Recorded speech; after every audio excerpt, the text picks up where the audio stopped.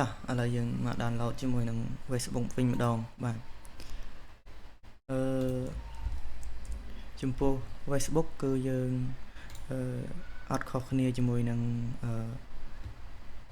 IG ឬក៏ TikTok ហ្មងទេបាទគឺដូចគ្នាទាំងអស់បាទគឺយើងទៅ download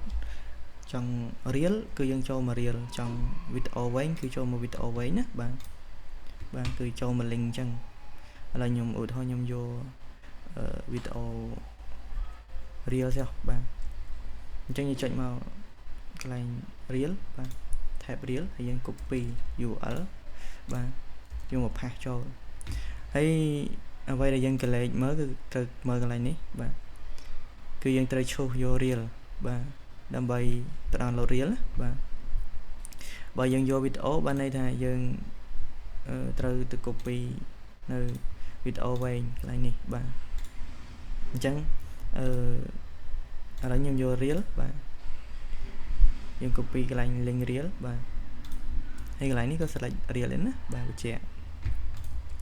អូខេបន្តទៀតយើងចុចឥឡូវខ្ញុំខ្វែងជ្រមចោលដោយសារខ្ញុំកំពុង view គឺអត់កើតទេខ្ញុំបិទវាចោលបាទអញ្ចឹងឥឡូវយើងឲ្យវាទៅ get ទៅបាទអញ្ចឹងវាទៅចូល profile ហ្នឹងបាទហើយបន្តទៀតវានឹងដំណើរការ get link បាទហើយវា scroll តទៅអស់បាទយើងអត់មាន scroll យកដៃ scroll ណាបាទគឺ tool វាអ្នក scroll បាទហើយវាដឹងថាដល់ចំណុចណាដែលត្រូវអស់វីដេអូគឺវានឹងផ្ដាច់ហើយបាទ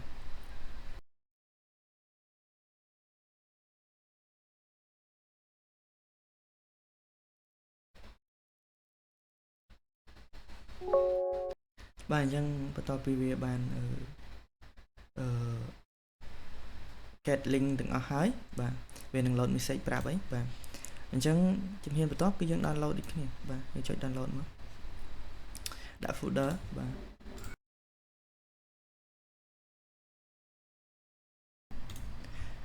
អញ្ចឹងយើងចុច download មកណាបាទចុច download មក